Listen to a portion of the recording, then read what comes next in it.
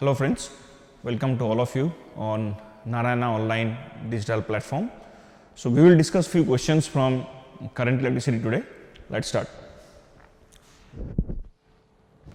So the first question you are seeing, it is on galvanometer. A galvanometer of resistance 20 ohm is shunted by a 2 ohm resistor. What part of the main current flows through galvanometer? So what is the idea? Very simple.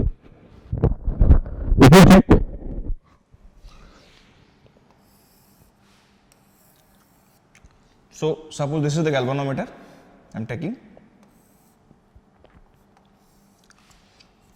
This is the shunt, right? Suppose I current is passing through it. The current passing through it is Ig. It is the shunt and galvanometer resistance is G. So here current passing is how much? I minus Ig.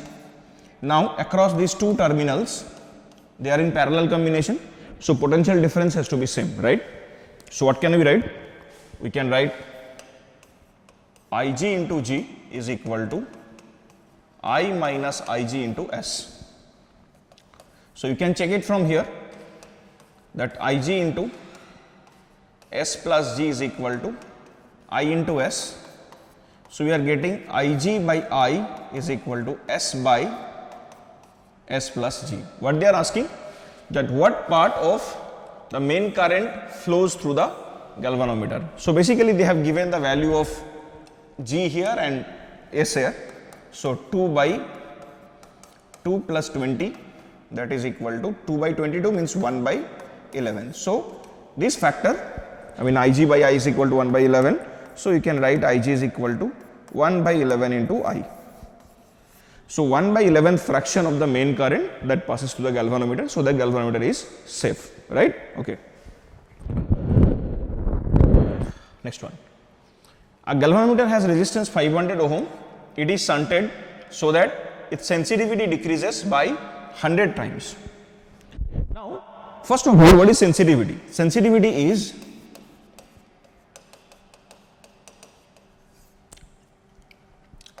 a factor which is proportional to 1 by range, and this I factor will define it to be main current by galvanometer current, right? So they are asking find the shunt resistance. So S is equal to, by the way, when we told the first thing, the basic circuit and the theory, you have to remember one point, ki whichever question you will solve in this domain in this chapter, all these questions are thoroughly based on formulas. Yes, from the idea you can do those questions, but you will not have enough time in the exam hall to derive the basic thing and then apply them to get the answer. So it is better to remember the formulas, and the best way to remember is practicing multiple times. You just take your rough copy, note down the formulas, whichever you can remember 2, 3 times, 4 times, 5 times till you are comfortable, right? Okay. So shunt is equal to given as G by N minus 1. G is given to be 500 ohm. So here in this case it is given to be 500, N is 100 minus 1. So 500 divided by 99. So this will be the shunt resistance here in this case. Alright, fine. Let's move. Next question. Resistance of a galvanometer is 999 ohm. Shunt is 1 ohm connected to the main current of 10 to the power minus 2 ampere. What is the current flowing through the galvanometer? Again the same thing, time and again it is being done. Ig by I is equal to S by S plus G. So they have said if the main current is 10 to the power minus 2 ampere. So that means Ig by 10 to the power minus 2 is equal to S by S plus G. Thereby Ig is equal to 10 to the power minus 2. Shunt is equal to how much? 1 divided by 999 plus 1. So this becomes 1000. So 10 to the power minus 5 ampere, or we can say 10 to the power minus 2 milliampere, right? Fine? Okay. Next thing, two similar headlight lamps are connected in parallel to each other. This is the note point, keynote point. If they are connected parallel to each other, that means they are having the same potential difference across them. Together they consume 48 watt from 6 volt battery. So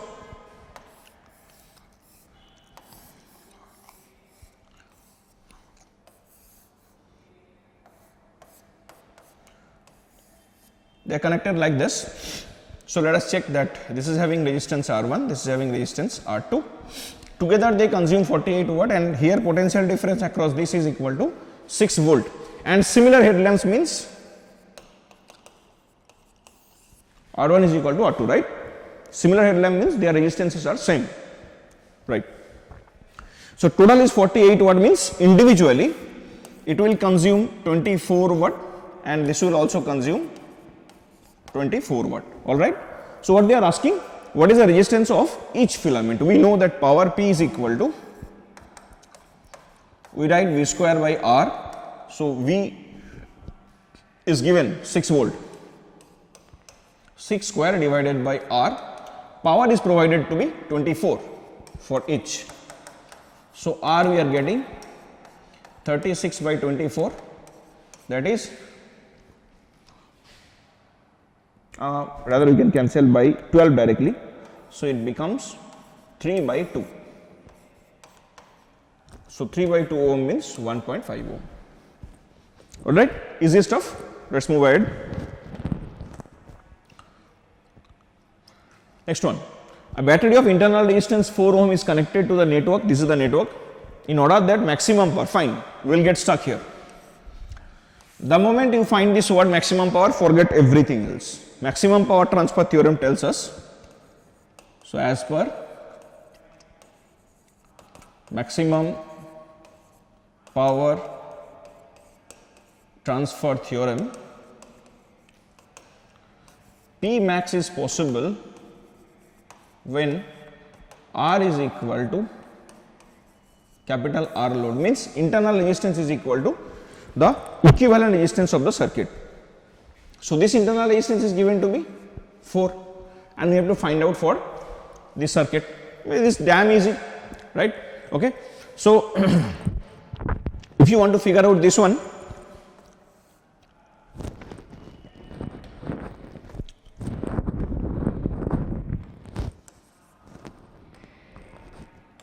you check here.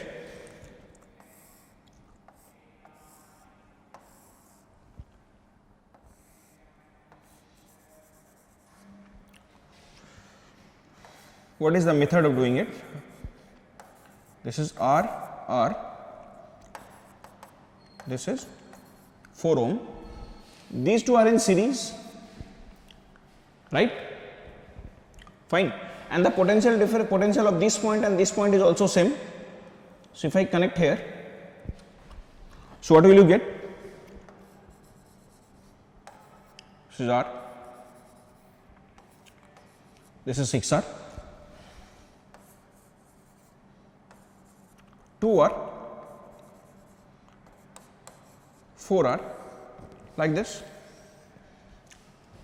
Alright, see, these two again in series, 4R, 2R, 6R, 6R and 6R are in parallel. So 6 into 6 by 6 plus 6. So 36 by 12. So 36 by 12 means this entire branch comes to be 3. Now this R, 3R and R, these three will be in series, these are 2, correct? So this is 3R plus R, 4R, 4R plus R, 5R, 5R plus R, 6R. Fine, done. So 4 is equal to 6 capital R, right? Okay, let me check once again. This is RR, 2R, 2R with 4R, 6R, 6R into 6R, that is okay, 12, 3, 4, 5, 6, yes, correct one. So if in this case, this is the only simple thing I told, that R internal must be equal to R load, this is the external resistance of the circuit.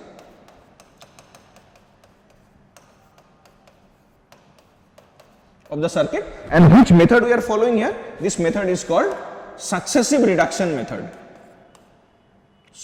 Successive reduction method.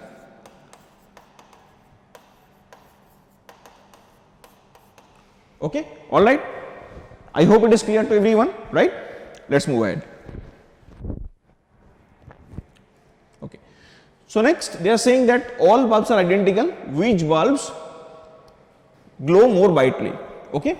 So what to do here in this case? If you check, I current is flowing through it, I current is flowing through it, then across these two potential division is there.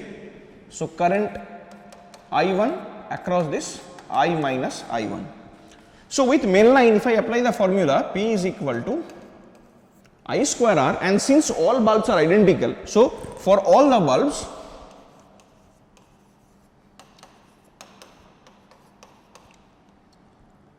resistances are same,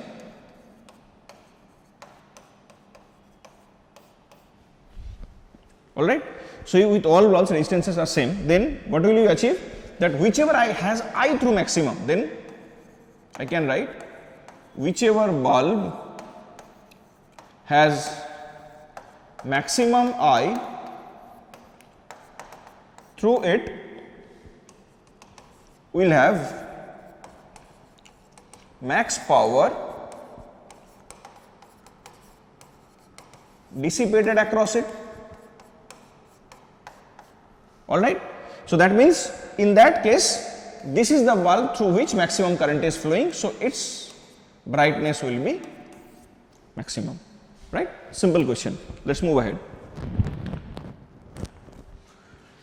Next one. It's a dead easy question. 2 kilowatt heater used for 1 hour every day consume the following electrical energy. See, this basically is given in 1 unit, is basically kilowatt hour. So if it is 2 kilowatt running for 1 hour every day, in a month it is 30 into 2, that is equal to 60 kilowatt hour. That means it is going to be 60 unit. Remember this one, kilowatt hour is the electrical unit. Very easy question, you know. Okay. Next one. A given resistor cannot carry currents exceeding 20 ampere without exceeding its maximum power dissipation rating. By forced air cooling, suppose that we increase the rate at which heat can be carried by a factor 2. Now the maximum current that the resistor can carry. Alright. You see here that we will write for that resistor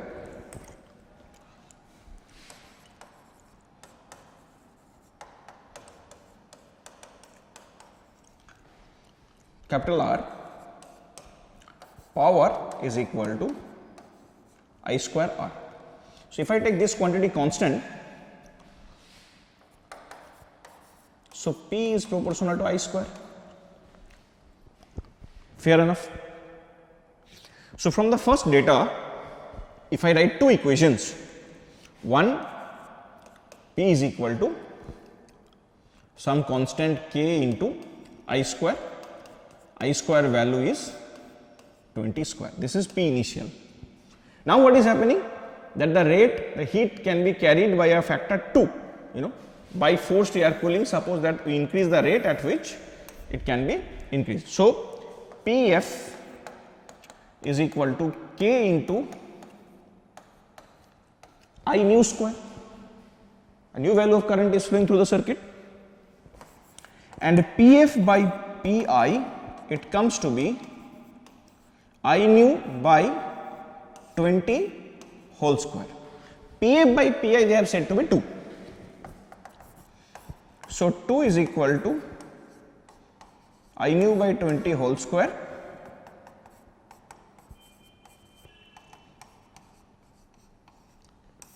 I nu is equal to 20 root 2. Alright, fine. Let's move ahead.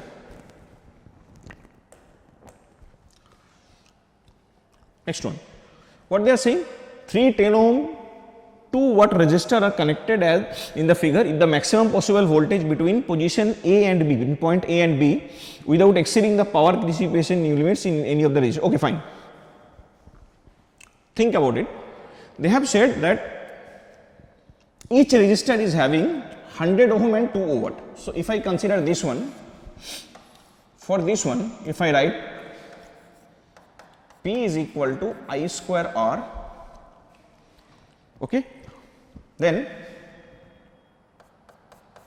P is 2 I square into 10. So I square is coming to be 2 by 10, that is equal to 1 by 5 ampere. One more point, check out the potential difference. If I apply P is equal to V square by R, 2 is equal to V square by R means 10. Alright. So V square is equal to 20. 20 means we can comfortably write V is equal to 4 into 5, that means 2 root 5 volt. So maximum allowable voltage across this is equal to what? 2 root 5 volt. Now irony is that if I want to calculate the individual current across them, I can calculate the power. What is the power that we can have across these two combined together? Try to imagine, since they are in parallel combination, this is R, this is also R. So for this one, R equivalent will be equal to R by 2. Alright. If I consider this entire branch like this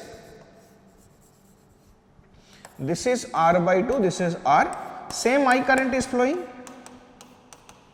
Alright. So potential difference across this R by 2 will be half of the potential difference across that one, correct? So potential difference across that one is 2 root 5 volt. So V maximum across this is equal to root 5 volt. So across this root 5 volt, across this 2 root 5 volt, so across AB 2 root 5 plus root 5, 3 root 5 volt. Simple, okay, right? Let's move ahead. The maximum power rating of 20 ohm resistor is 2 kilowatt, then it cannot be used with the 300 volt power source because it's easy, I think, very easy.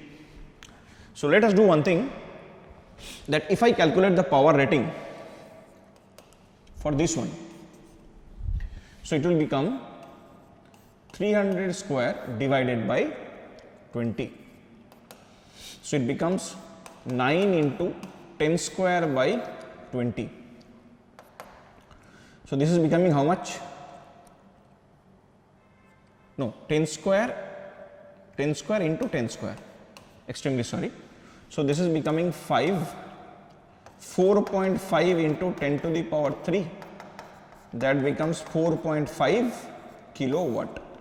Rate is how much? 2 kilowatt. Actual power you will get if you connect to 300 volt source, how much? 4.5 kilowatt. So resistance will be melted. Alright, fine, okay. Next, there are 5 tube lights, each of 40 watt in a house. These are used on average for 5 hours per day. In addition, there is an immersion heater of 1500 watt used on an average for 1 hour per day. The number of kilowatt hour you have to consider. So how will you do? Let us come to this, that 5 tube lights each of 40 watt in a house, these are average 5 hours. So per day it is 5 into 40 into 45. So 200 into 5000 means 1 kilowatt. So per day 1 kilowatt for the bulbs. So per month 30 into 1, that is equal to 30 kilowatt. This entire calculation is for the bulb. Now there is a heater. So for the heater, per month, since it is run only 1 hour, so 1500 into 30, that it becomes 45 kilowatt. So total 45 plus 30, 75 unit. Okay, dead easy questions. Masses are in the ratio of this and this, their lengths are in the ratio of that. When they are connected in series to to an external source the amount of heat produced in them. Okay, fine. They are connected in series. So, I will write when the resistances are connected in series,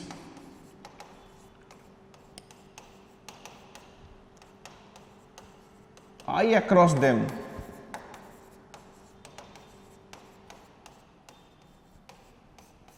will be same, right? So, if I across them is same, then we have to find out this relationship, P is equal to I square R, right? And R is equal to what do you know? Rho L by A, okay? Masses are given and their lengths ratio are being provided. We can find out this area ratio. How? Mass is equal to what? Area into length, that is the volume, right? And then D is there, okay? Density, fine. So, I can convert them, I can convert this one. So, we will write A is equal to what it is coming? M by LD, substitute, rho L by M by LD. So, rho D L square by M. That is it, you got the ratio.